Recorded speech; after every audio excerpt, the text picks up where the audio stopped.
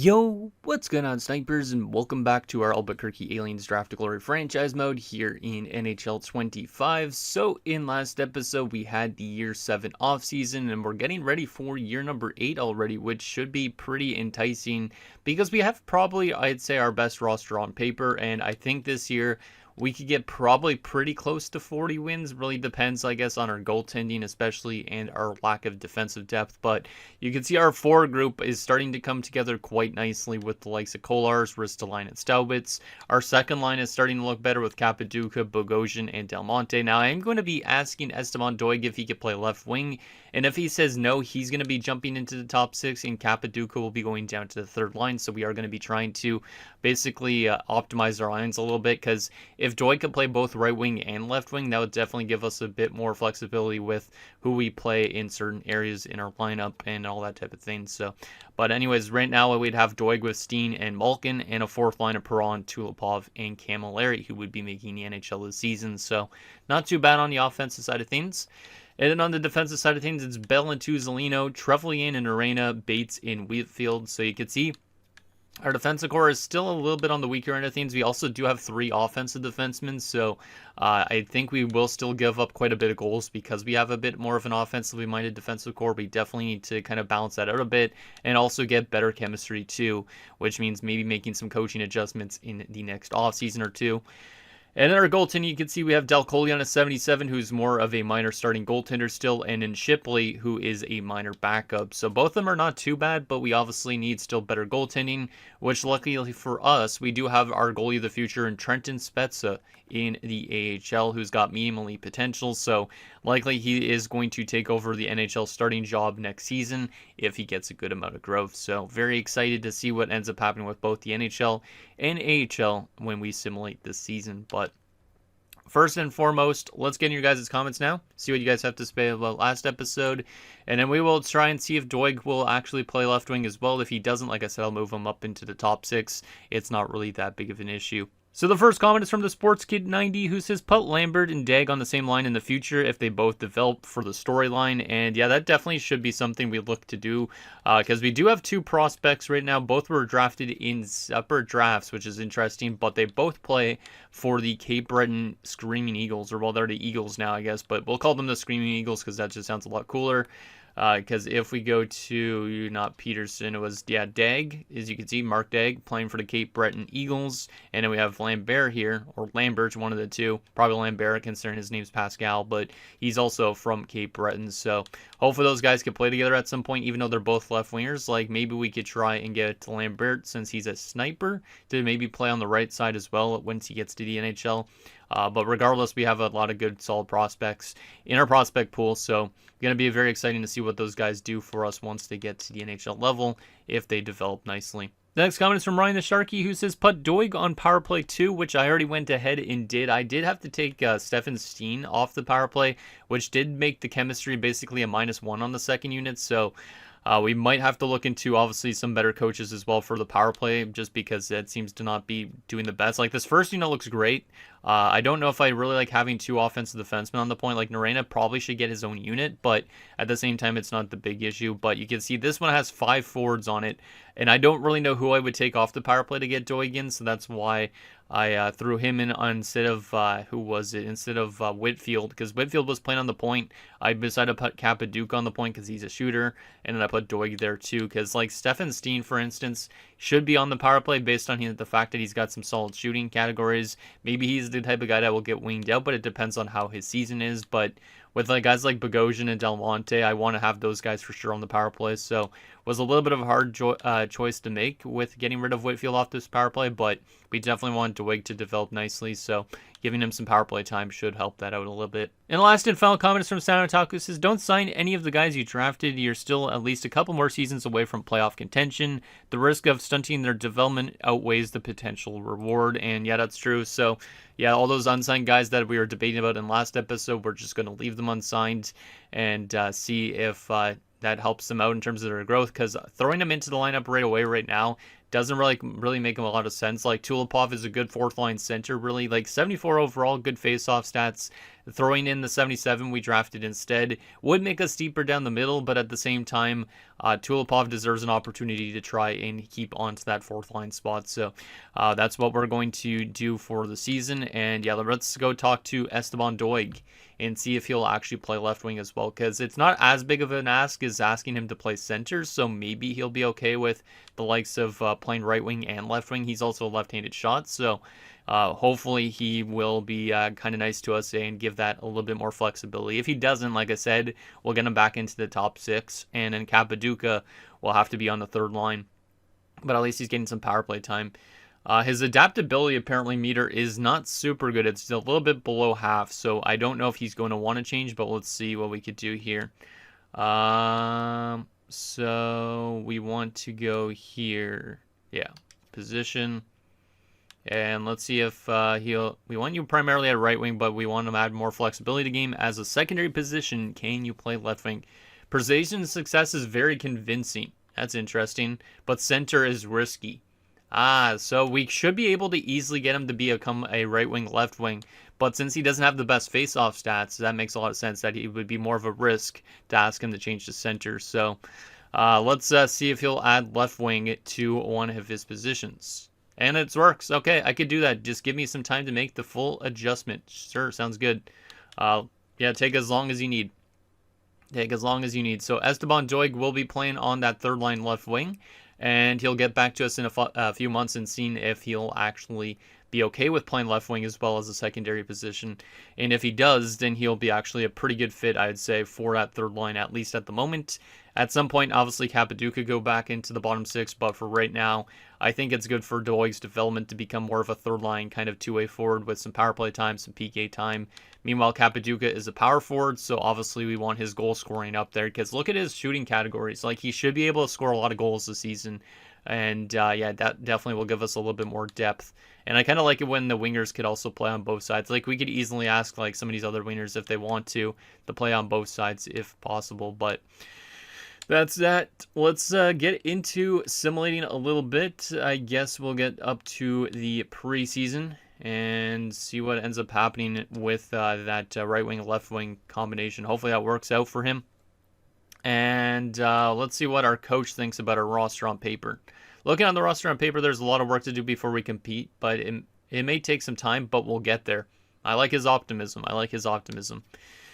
We aren't there yet, but we are getting close. We are definitely getting close. Just got to make sure that defensive core is a little bit stronger and that goaltending combination obviously improves a bit. I think once we get Trenton Spezza in the lineup, like he could be an 82 next season, and that will definitely give us a little bit more solidity in net for sure. So let's simulate through this preseason, see how we do.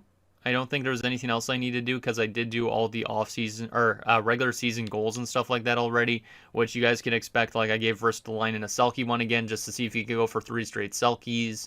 I gave some guys like I think Tulipov face-off related ones. Who else did I give? Staubitz I gave I think a goal-scoring one, but yeah, just a little generalization with pretty much doing the same thing as I've done every year for most of those guys. So let's see if anybody is able to achieve their goals this season. I'm hoping that Ristolainen could win a 3rd straight Selke, because if he can, literally this guy might win a Selke every year for the rest of his career at this point, because he's got such great face-off stats and all that. And once that defensive awareness and everything else continues to improve, like he's going to be a really good player. So we were 500 in the preseason, so that's relatively impressive. 4-4. Who led us in points during this preseason? It was Ristolainen, I was surprised. 9 points in those 8 games. Nice. I like to see that. And then during the preseason, we were averaging 3.13 goals for per game and giving up 3.13 goals for per game. That's interesting. 9.1% on the power play and 82.6 on the penalty kills. So, yeah, definitely our special teams are stuff that we still need to work out. So, obviously, maybe this upcoming offseason, we look for some other coaches than our associate and our assistant to basically get our special teams up to snuff, because our special teams are probably weighing us back a little bit, but we should still have an interesting season ahead regardless. So Let's get to the start of the regular season. We'll probably take it a month at a time. We aren't going to look at our player stats at all as we simulate through the season. I meant to actually block out the stuff in the last episode, and I completely forgot about it. Or 2 episodes ago. Yeah, I think I meant to block stuff out because I didn't want you guys to see who was leading the team in points and all that. Because I know some of you probably paused the video and wanted to see who was leading. But I'm going to obviously close my eyes. If I forget to block it out again, at least I didn't see it. So it'll be a surprise to me. But you guys can always close your eyes at that point too when we get there. But let's go to October 31st. See how we do in our first month of action. See if we could be around 500 at that point as we win the first game of the season 2-1 in overtime and the second game of the season too. That's a great start. But of course, we're going to lose games. So shootout win over Tampa. Overtime win over Philly. Holy crap, what a start to the year for the Albuquerque Aliens. All right, okay, 5-2. I know we're going to definitely go on a losing streak soon. Yep, now we're on a losing streak. 5-3-1 in our first month, but what a start to the year. 2-1 overtime win, 5-1 win. That's 2 great defensive games. We didn't lose to the Sharks. Didn't win in a shootout. Then we win in overtime 2 times in a row. I feel like this is going to be a really interesting year. If we hit 40 wins this year, that would be really impressive for year number 8. Like, I feel like we're almost growing a bit too quickly, though, because at the same time, we might not have the best depth in our system for the future, and our team is basically going to be contending with no prospects. And all what I kind of want us to do is be building up that prospect pool so deep that we are going to be able to contend for a long time and not miss the playoffs in the later years, but that honestly might end up happening regardless. Let's go to the end of November, see how we do in this month of action. First game of the month is a loss, of course. There's an overtime win. Another win. Okay, we actually are off to a really interesting start. Like, I didn't expect us to win this much early on. But the team seems to be able to score goals now, and Doig is already getting back to us about the left wing position, so this is going to be interesting. I put in work, now I feel like I can play left wing. I'm feeling positive about this new position. So Doig is comfortable at left wing. He can now play on both sides, which is very useful for us, because now we can literally play him anywhere pretty much in our top 6 or top 9 for that matter, which is good, except for center, obviously. But we don't really need him at center anyways. Yeah, we're definitely still losing a lot of games in regulation, but to have 9 wins already on the year is definitely a big positive. Last year we had, I think it was 34 wins, wasn't it? I can't remember exactly, but I feel like we're definitely on pace to have a much better year than that. We're 11-11-1 at November the 30th, which is kind of funny. So in the 11th month of the year, we're 11-11-1. Kind of weird. Kind of weird. Where are we currently in terms of the standings out of curiosity? In the Central, we are... Wow, we're literally only like 5 points back of a playoff spot at the moment, which is kind of funny. But obviously the playoffs are out of question. But the Winnipeg Jets are having an atrocious start to the season. They're 3-19-1. Damn. Yeah, we're definitely not going to be dead last this year again, which is definitely great. So let's go to December the 31st. See if we can stay around 500 by the end of the month. Because obviously the goal is kind of to be closer to 500 this season. But start off with 2 wins in a row to start off December. That's good. 3 wins in a row. Make it 4. Make it 5. Oh my goodness, this team is so good. Why is it so good? We've won their 6 in a row. 7 in a row to start the month. 8 in a row. The Albuquerque Aliens are crushing their own personal stats as Winnipeg has fired their head coach, Wojtek Sinitsyn. That's a really interesting name. And then we lost to the Canucks, of course. But what a start to the month that was. We're almost on 20 wins on the season already. And we're not even into the new year. Now we're already on 20 wins. God damn, this team actually could make a playoff push this season.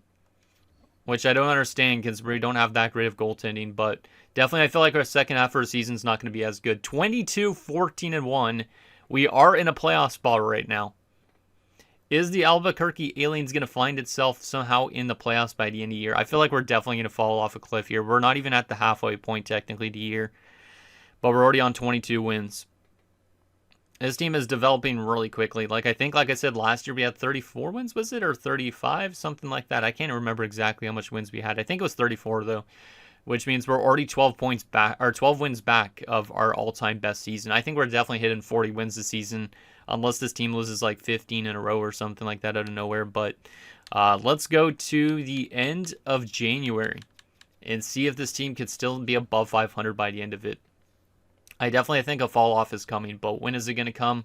Who knows? There's another win. Oh my goodness. If this team makes the playoffs this year, we're definitely going to be a first round exit, right? We're not going to win a cup this early with the aliens, right? Oh my god, why are we winning so much?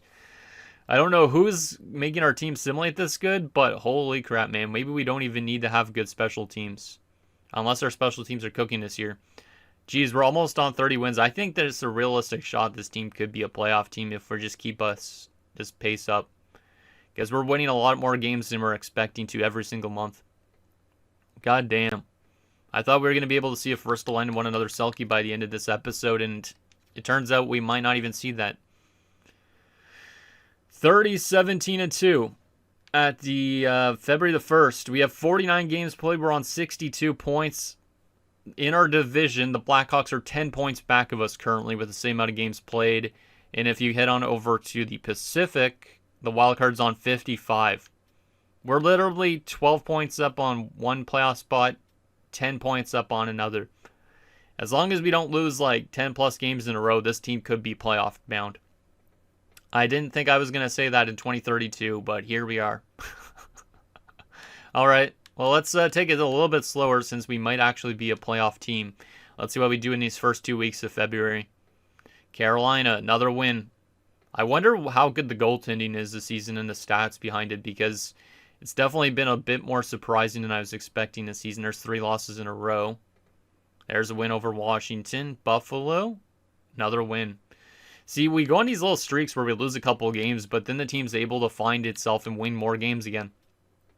We're still in that wild card spot with 68 points right now.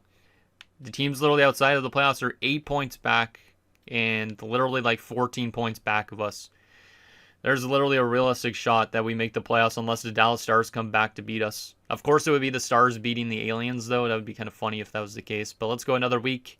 See if we could stay above 500 still. Obviously, we're going to be above 500 for a while. There's win 34. Oh my goodness, 35. I think we're playoff bound, boys. Holy crap. What is happening with the Albuquerque Aliens this year? I honestly didn't expect this, and I don't think any of you guys are going to expect playoffs as well. The coach didn't expect playoffs too, so that's where I'm kind of more surprised about. Let's see what we do these 3 games. Overtime loss, that's still a point.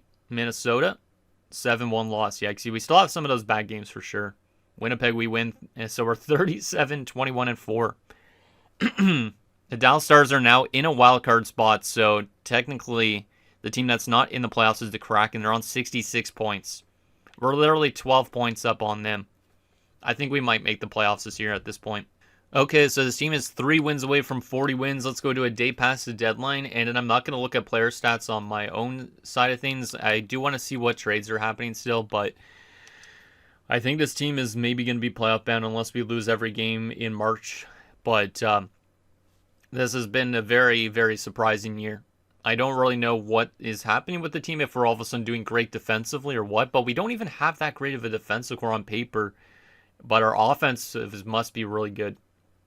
It must be our offense that's outscoring our problems pretty much at the moment, my guess.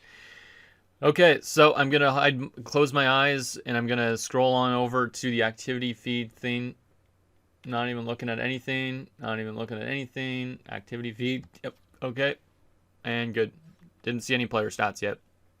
All right, so in terms of trades that happened at this year's deadline, Parker Kelly getting dealt to Vancouver, to Amala to Edmonton, nothing big there really.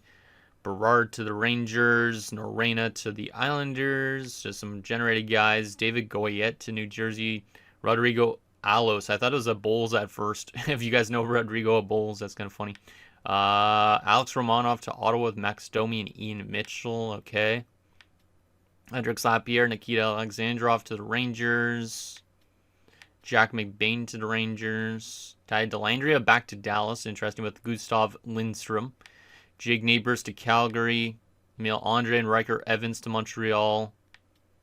Lucas Forsell to San Jose. Frank Nazar to Ottawa. Philly Heinola to St. Louis. Not seeing a lot of names that I recognize, to be honest, for the most part. Lucas Dostal to Ottawa. Xavier Bourgault to Anaheim. Travis Konechny to Toronto with Travis Sanheim. That's pretty big for Toronto to get Konechny and Sanheim. And then Justin Barron to Edmonton. All right.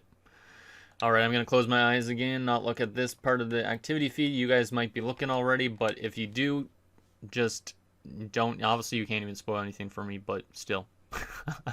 Alright, so we have 20 games left in the season.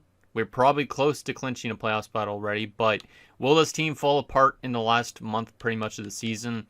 Let's go to the 15th. Do it exactly halfway point pretty much. See how we do in these first few games. 7-4 loss to Vancouver. LA is going to be also a loss. Come on, guys. Let's get some extra points here. Shootout loss. That's a point. We do lose to Utah. Oh, no. Oh, games is one is over Philadelphia. Jeez, I can barely talk as Chelios is fired. Boston, we lose. Anaheim. Is this the fall off that we were expecting? Anaheim, we win. We are still in that wild card spot on 83 points through 69 games. The Blackhawks are trying to make a late push. They are 8 points back of us, though. And, yeah, they're the biggest threat, basically, to us. Wow, okay. Let's go through these next 3 games. Take it a little bit slow, but this team should be clinching a playoff spot, I think, soon. Because the Western Conference is apparently very weak. We lose to Colorado. Detroit, we lose as well. Calgary, we win in a shootout. That shootout win is pretty damn big. We're still in a really good spot. 9 points up on the Blackhawks with literally 10 games left to go on the season. Wow, okay. And then the Kraken are on 72 points. Yeah, I think we're literally going to make the playoffs with an interesting record. We're definitely having a really rough month of March, but it was to be expected that we were going to fall off a little bit. We lose to Chicago, Pittsburgh. We lose as well. Oh, man. That might make it interesting. We honestly might lose and miss the playoffs. We have fallen down to the last wildcard spot. We're only 5 points up now on the Blackhawks. We knew the fall-off was going to come, but this team all of a sudden might finish as the worst playoff team, basically. Or might not even make the playoffs now at this point. Let's see. Game against the Islanders is going to be another loss. Oh, boy. Yeah, the Blackhawks are literally going to come back from behind, aren't they? They're literally 1 point back of us and we have one more game less played than them. The Predators are also catching up. I think this team's definitely suffering that fall off that I was expecting now, and we're going to somehow miss the playoffs after what looked like was going to be for sure a playoff spot. But this month of March has been abysmal. We do beat Montreal in overtime. That's actually a pretty substantial win. We are 1 point up now on the Dallas Stars for the first wildcard spot. So Dallas might get thrown to the playoffs too, potentially. Okay. This is coming down to the wire. We're literally 1 point up on the Blackhawks. It comes down to these 5 games. I'm still impressed that this team's able to do this, though, with the goaltending and defense we have. Game against New Jersey as we look to get into the playoffs potentially. We win that game. That's a substantial win at this point in the season. The Stars have 2 more games played left. We have 4 more, and we're a point above them. The Blackhawks have 3 more games left, and they're 2 points back of us. Wow. All right, game against Vegas in Vegas. Can we beat the Golden Knights? Yes, we can. We have clinched the playoff spot. The Aliens are going to be making the playoffs for the first time in franchise history in year number 8. That's actually insane. I didn't expect it to take 8 seasons. The coach didn't expect us to make the playoffs, but here we are. Absolutely insane. Well, let's get through these last 3 games then, but this team somehow, with below average goaltending and defense, is going to find itself in the playoffs with a 44-32-6 record, which means we have clinched the first wildcard spot with 94 points. The Blackhawks end up missing the playoffs, but the Aliens are going to the postseason, and they're looking to abduct a Stanley Cup. That's our plot. Oh my goodness. Wow. How did we make the playoffs? I'm not going to look at those yet. Let's take a look at some stats and see how good our team was and all that. Wow, okay. I was not expecting playoffs in the slightest, but here we are. Ooh, Ristolainen led the team again with 92 points. He's up to a 94 overall, so he's definitely become the best player on this team. So nobody who had over 100 points, yet we were a playoff team. That's interesting. So in terms of the entire league, I would assume we were like the worst team that made the playoffs out of both East and West, right? One of the worst. We are 13th best in the entire league. We are above Detroit, New Jersey, Dallas, and every other team below that. Damn. That's interesting. Goals for per game. We averaged 3.21, which is a little bit below mid-table, but we still made it. And goals against per game. We only allowed a little bit more than we scored, yet we made the playoffs. Probably because our losses were substantial, but it looks like we were a better defensive team than offensive. Yeah, I think we were. That's kind of surprising. Power play percentage. We were one of the worst teams on the power play, so yeah, definitely special teams coaches are going to need to be a thing. And our penalty kill, 82.9%, is actually better than our power play, obviously, too. But it looks like it's still around mid-table. So we were kind of just average, but we still made it. 20-17-4 on home ice, 24-15-2 on the road, 4-5-1 in our last 10 games to clinch that playoff spot. So we know Ristolainen led us in points, but how good did everybody else do on this roster? Because obviously there had to be some other guys that did some work here, other than just Risto, right? Wow, Risto nearly hit 50 goals. 49 goals, 43 assists, 92 points, plus 15. That's pretty impressive. Some short-handed points, good face-off percentage again, great takeaways again. 4 fights this year. Ristolainen, I feel like, could easily win his 3rd straight Selke. We'll definitely see if he does or not once we get to obviously the offseason, which is not going to be till maybe next episode. Bogosian, 57 points. That's a pretty good year for Bogosian. He's still developing quite nicely. He's up to an 84 overall, building off last year, and he was plus this year. So definitely the second line was much better defensively than it was in the past. So that's really good. Stefan Steen on 35 points. Only a -1, so that's a good year for Stefan Steen. Still building off his prior point totals and much better plus-minus as well for him. So that's good. Tulipov on 20 points, -18, so the fourth line still gets beat up a little bit. Face-off percentage, 49.9%, and I gave him literally a goal of hitting 50%, I think. Yeah, 50%. So is he going to get the goal basically because of that? Because if you round 49.9 up, obviously that's 50, but that's interesting. He was actually pretty solid down that fourth line for face-offs at least. Kolar's on 69 points, so Kolar's scoring actually dropped off quite a bit this year. That's interesting. He's been on a little bit on the decline as of late, but I mean, +8 is good. He had good stats, only 1 goal on the power play. His goal scoring has dropped off, and that's the main thing that's dropped off for him, is he's not scoring as much as he used to. But still some good stats. Solid season for Matej Kolars. Cade Del Monte, 50 points this year. He had 31 assists, up to an 86 overall. Not too bad. Building off the prior seasons. Pretty similar point totals. We had Capaduca on 40 points, 26 goals for Jesus Capaduca. That's a pretty good goal-scoring season for him. Definitely his best total yet. Basically had more goals this season than he did in the last 2 seasons combined. So he's definitely given us that extra depth scoring that we kind of need. So really like that. And his goal-scoring ability is really nice too with that shooting category. Bill Camilleri in his first season, 13 goals. That's pretty impressive for a low overall guy. I'll take it. I will definitely take it. Right wing side of things, Stelwitt's on 73 points and 31 goals, +7. Solid year for Josiah. I like it. Esteban Doig, 44 points this year in his 3rd season, or is it his 2nd season? I don't remember. 2nd season. So definitely a lot better of a year this year than last year. Much better plus-minus and stuff again. So a lot of guys helping us out. And then now you can see he's a right wing / left wing, so we can literally use him on any position, which is nice. Malkin, 32 points, 22 goals for Pavel Malkin. Malkin's starting to score more goals as of the last 3 years, so that's good.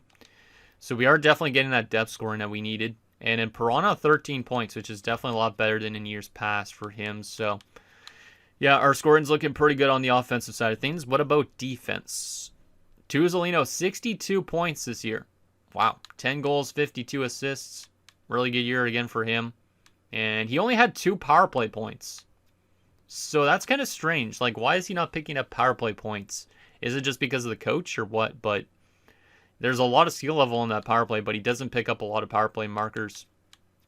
Yeah, I definitely think we need a better power play coach and stuff like that going forward. But Tuzolino might be up there for Norris, but he's probably going to finish top 5 because obviously guys like Cale Makar are still playing, I think.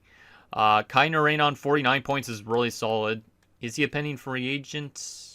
No, he's got 1 more year left after that. But a big year for Kai Nareda, and that definitely helped us out scoring a lot. It was his career best season. So, great year for him. Then we had Bates on 23 points, not too bad. A +5 as well, so that's also positive. Drew Bell, 17 points, +12. Good stuff from him. How much shot blocks did he have? 119, 148 hits, doing his good defensive stuff. Whitfield on 15 points. He still isn't that great of an offensive defenseman for the NHL, but he definitely is great for the AHL. His plus-minus was a lot better this year, though, so I'll definitely take it.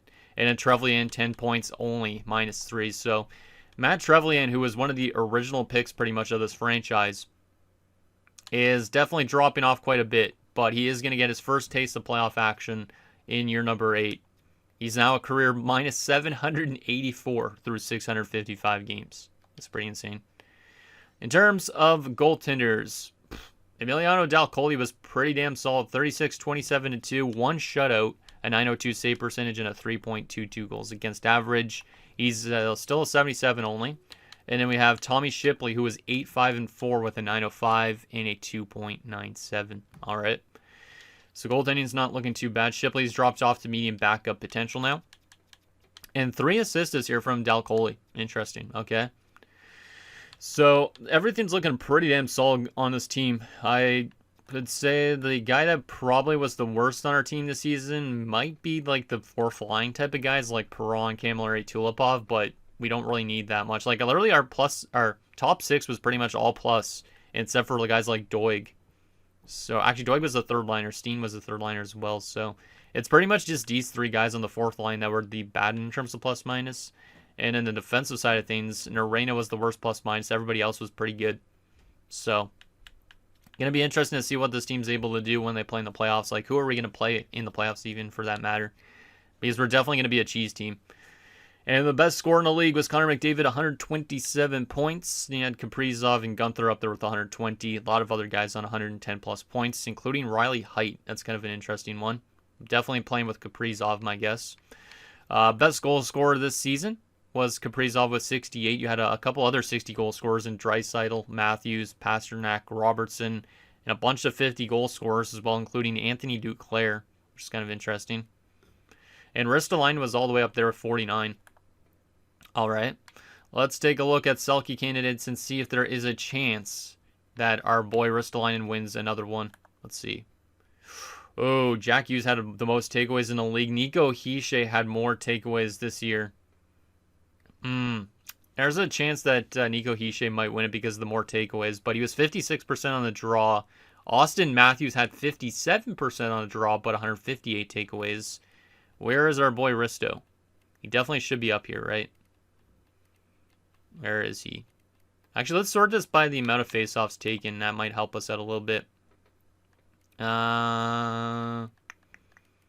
Let's actually sort by centers, because usually they don't give wieners to Selke. I do want to see if he'd be up there again for another one. I feel like he definitely could be. Let's see. Faceoffs taken again for centerman.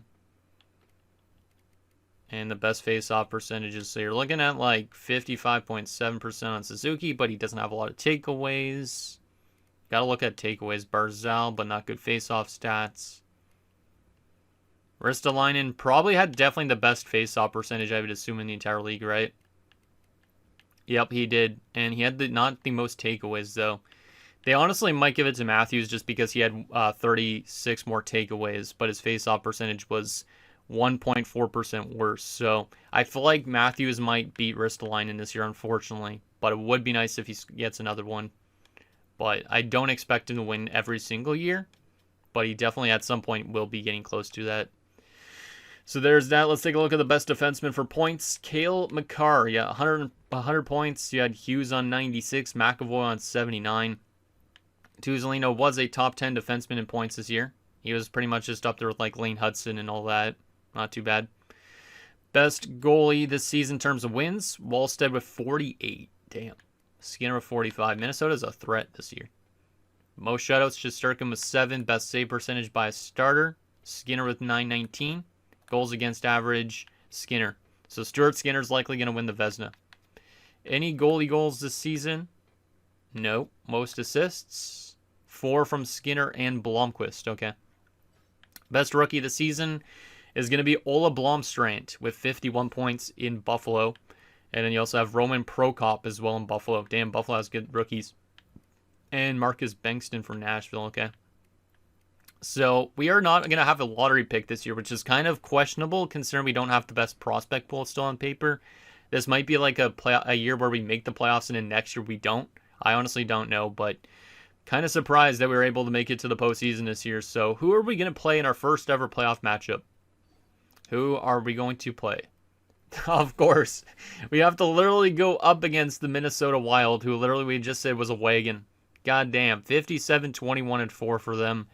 And it's literally going to be a battle of two teams that look like their logos are literally UFOs. Like, I used to think not the Winnipeg, what the heck am I saying? Minnesota Wild logo was a UFO, but then I found out that it was a bear. But it still does look like a UFO too. So, Aliens versus Wild. That sounds like an interesting first matchup for sure. But let's take a look at what Minnesota looked like during the regular season and all that. So first, I do want to take a look at, by comparison to us, their regular season. So obviously they won our division. They had a lot more points. They scored 4.01 goals for per game. We scored 3.21. Their defensive play wasn't terribly better than ours, but it was by a little bit. Their power play was insane. 27.6 to our 13.4. We actually had a better penalty kill. That's kind of interesting. I feel like we definitely could be a cheese team and beat them just based on the fact that cheese teams sometimes overcome these big teams. But let's take a look at what Minnesota looks like. We know that they have Kaprizov and Riley Height. We know that they have Wallstead. Who else do they have? Oh my goodness, this top line. I forgot that they were the team that drafted Gavin McKenna as well. So the first line, Kaprizov, McKenna, and Boldy. Oh my goodness. Second line has Rossi, Height, and Tijagimla. Holy crap, man. Yeah, that top six might be the best top six I've seen so far in this franchise mode. Wow. That's really, really good. Because I thought Riley Height was picking up that much points being a first-line guy, but it's Gavin McKenna who's the first-line guy. Damn, that's a really good top six. Third line, Torbachenko, Joel Eriksson Ek is still there, and Matthew Joseph. Really good third line.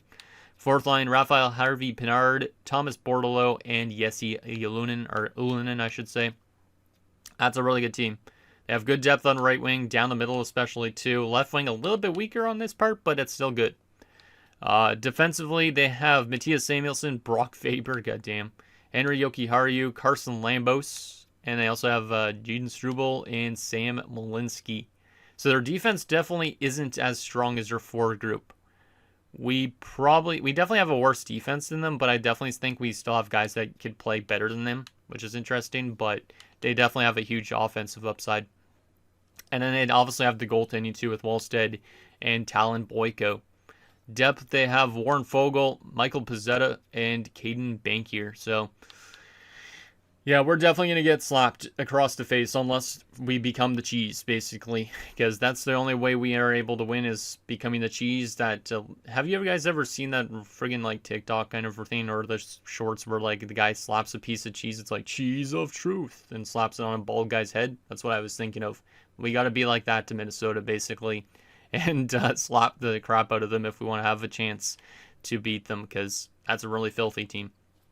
But anyways, guys, that's going to do it for this episode of our Albuquerque Aliens Draft to Glory franchise mode. So in next episode, we'll take it to our first ever playoff series, which I don't have high expectations, but we're going to be taking on a high-flying Minnesota team, looking to be the cheese and somehow find ourselves to the next round. Regardless, we're not going to have a good pick this year in this upcoming draft, which is kind of questionable, but it'll be interesting to get our guys some at least playoff experience here early on. So this thing down below, and I'll see you guys next time.